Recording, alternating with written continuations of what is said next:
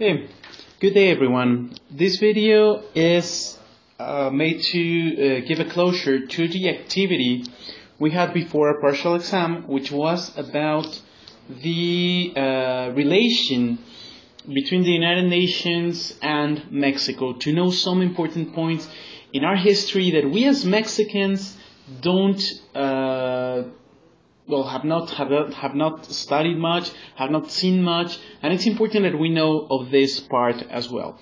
So you went answer some questions, and now I'm going to give the answer to some of them, plus some additional details you may have or may have not found. Please, if you have any comments, any questions, please write them down as you hear these explanations, so that we can go and solve them next class. Okay. So, first question was, when was the United Nations term first used? Effectively, as you discovered, the United Nations name, it was a proposal by United States President Roosevelt, and was first officially used in January 1st, 1942, in the Declaration by United Nations. Now, this declaration, which was prepared in Washington, D.C., joined a number of countries, 20-something of them, and at that time, Mexico, in fact, was not present. Mexico is not part of that original declaration. Will accede later, will be a part of it later. You can see this poster prepared by the United States War Efforts people, and you may not see Mexico in it. However, in a later post, Mexico will join that same year, and you may see Mexico in this other poster. Okay, right here, if you missed it. Okay, so that's the first place it will be named United Nations. Mexico was not, but was part of the previous organization and will join later that year. Then, 1945, the San Francisco Conference. The question was the number of countries present in San Francisco Conference. Was Mexico present? Is Mexico a founding member of the United Nations? The answer is yes. Mexico is a founding member of the United Nations. It's considered amongst the 51 countries that are founding members of the United Nations. This, in fact, is the signing by the Mexican delegate. Over here, you can see the foreign minister of Mexico, Mr. Ezequiel Padilla, and you may also see Manuel Tello and some other representatives that were around carrying the role of representing Mexico. He's signing the United Nations Charter. You may see over there Mexico.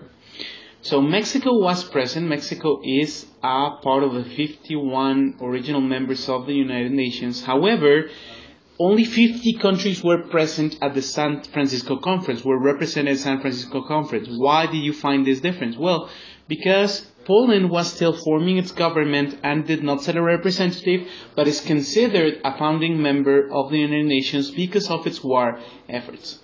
Then I ask you for 3 topics Mexico has debated recently. Well, that will change depending on date. So you found the original source, which is the Mexican mission to the United Nations, in which you can find updated information about all that. Then, I ask you how many times and in what years has Mexico been elected to the Security Council? That's right, the first time, 1946, it was for only 1 year. It had to be scheduled, it had to be set in a staggered form, because the period was 2 years. So Mexico takes that first year, and later will take on, the country that took it later took 2 years. So that's how it actually worked. Then 1980 to 1981 with Ambassador Porfirio Muñoz Ledo, which ended with an interesting episode over there. Then 2002, 2003. Later on, you will see that it did not participate in all the other years of the during which the PRI was in government, because they considered that it was getting Mexico into trouble. It would be like getting Mexico into trouble, and it's not worth it. That's what the pre-government thought, that it was not worth it to put Mexico over there. So they only will participate the founding time, and then in 1980, 1981. Then the other two participations will come after year 2000 with PAN government. In 2002-2003, the head of the mission was an ambassador I personally admired, who sadly died 2 years later. He represented Mexico before the United Nations Security Council between 2002 and 2003. He was actually fired by the president by declaring that Mexico, because he declared that Mexico in a university that Mexico was a backyard of the United States. However, he did carry a very important role. He led Mexico through the negotiations. He was the president of the Security Council during the United States invasion to Iraq. So he's Adolfo Aguilar Sincer, and this is a picture of him. Then you have the period of 2009-2010 with President Calderón, in which the representative was Claude Heller, and also, carrying a number of important roles. Since then, it doesn't seem that we are going to participate anytime soon. Then I ask you for who was our current permanent representative to the United Nations. And indeed, it is Jorge Montaño. He was, long time ago, 20 years ago, the Mexican ambassador to the United States. He has been an important diplomat, and overall I like him because he writes his memoirs. He writes what he does in this post. So it's always an important source for history to know what is going on. Then I ask you the budget of the United Nations for the year, 5.4 billion, which is, if you compare it to other expenditures, whether in the United States or in Mexico, it's ridiculous. It's really, really small, and a big part, of course, goes to field work. And Mexico contributed with $55 million US. Now, this may sound like a high number. However, the first contributors, it is among the 10 largest or first contributors. But the first contributors contribute much more. Then I ask you to name the most representative artistic gift Mexico gave the United Nations, which, most had it correct, is this painting. The government in the 80s will give this painting called Brotherhood, Hermandad, by Mexican artist Rufino Tamayo. It will symbolize love, brotherly love, by a group of people around this fire that symbolizes this unity. And on the sides we will see some buildings. On this side, a pyramid, which symbolizes the past, but also a look into the future on the other side. Now, this mural was removed from the United Nations General Assembly building some years ago when it was going to be remodeled. And it had important damage. You may see here damage by water. You would be surprised if you had visited the United Nations before the renewing of their office building. What was the condition? It was really, really alarming. You wouldn't expect to see an international organization that has to do so much, that has to respond to so many things, with such conditions to work many times. So, yes, it had this because of the conditions of the building.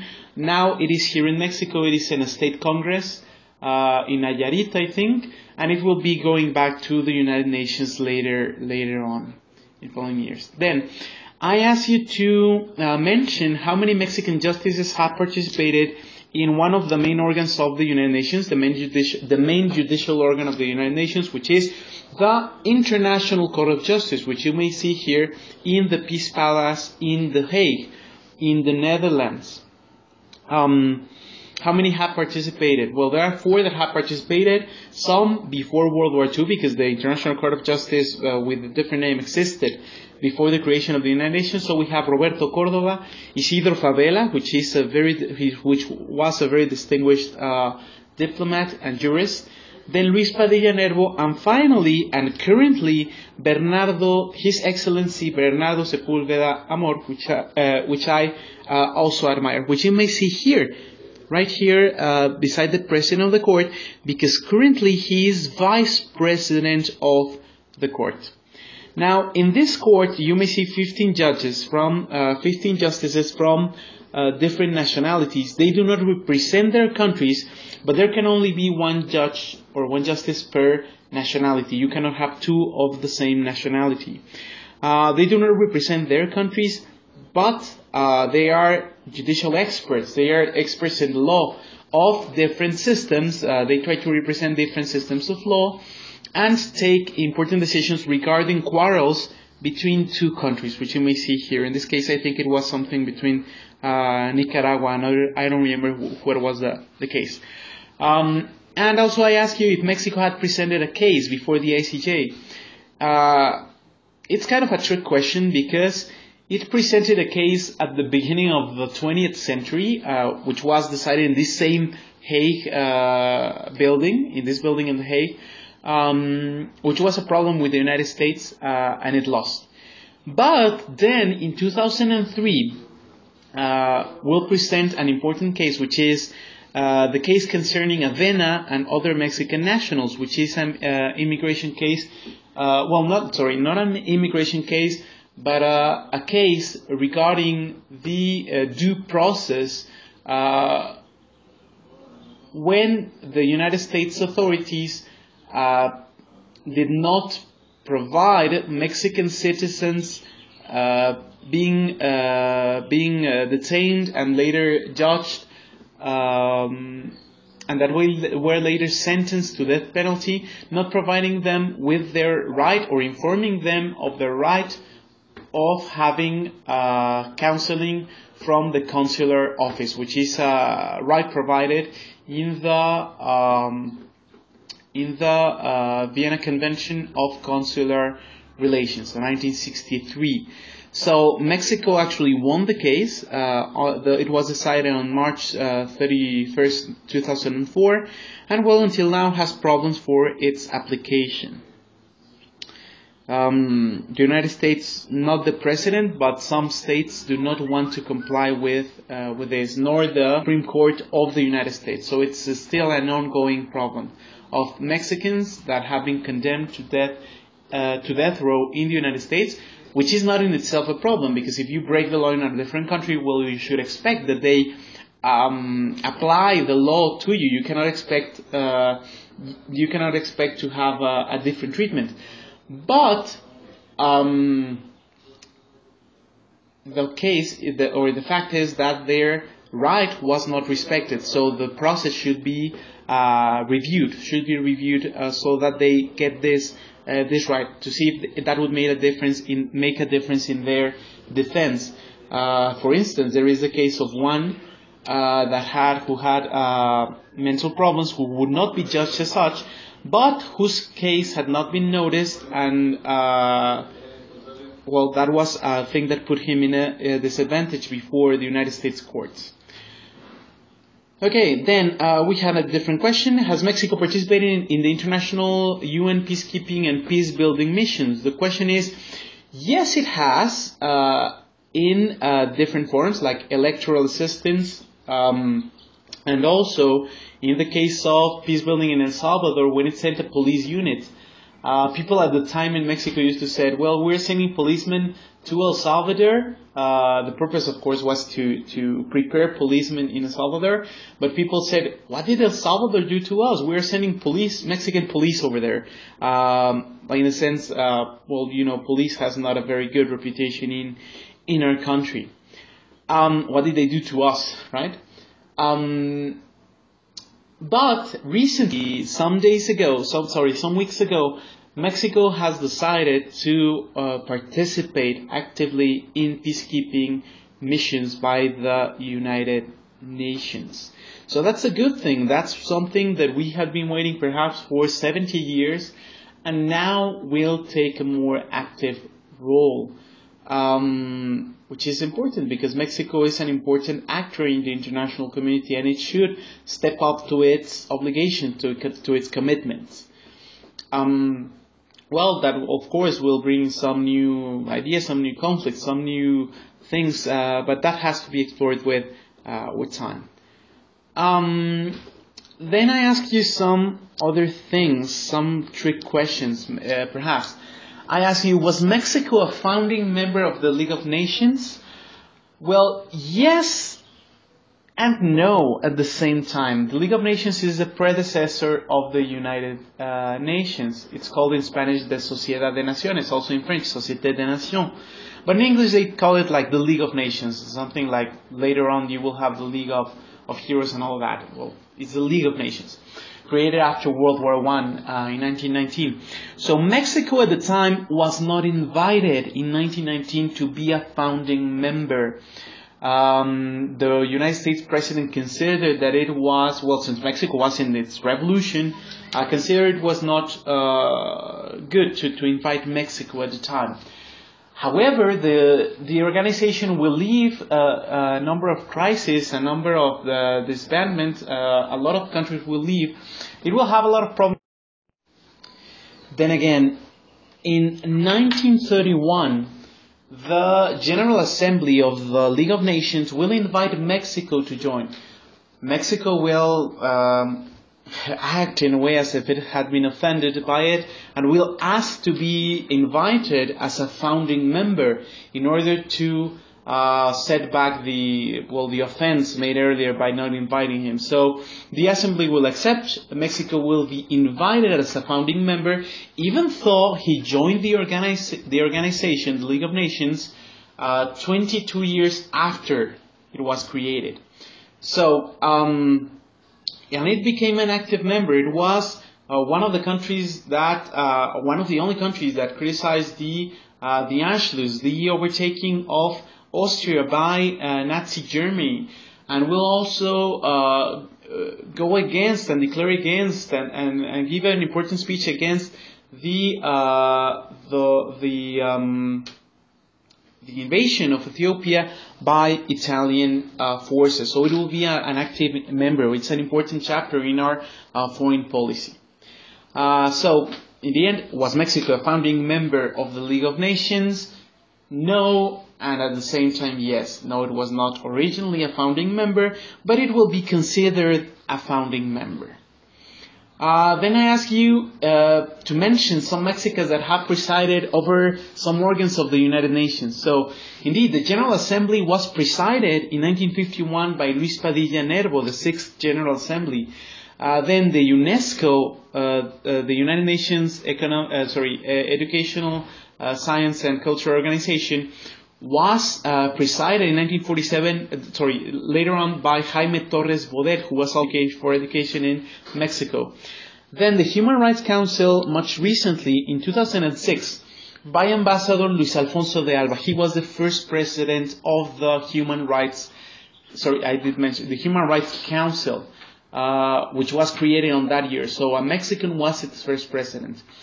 In 1959, we have Daniel Cosío Villegas, which was an important intellectual in Mexico who would usually oppose the government. He was president of the ECOSOC, of the Economic and Social Council of the United Nations. And also, recently, right now, you have Alicia Bárcenas in front of the ECLAC, of the Economic Commission for Latin America. You have also had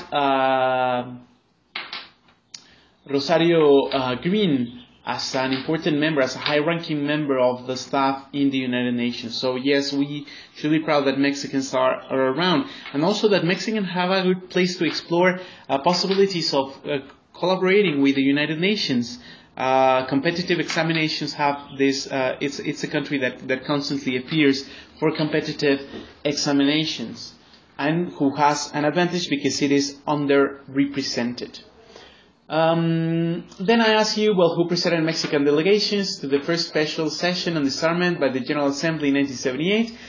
And of course, the answer is Ambassador Alfonso García Robles, who received later on a Nobel Peace Prize because of his work on the United Nations efforts for general disarmament.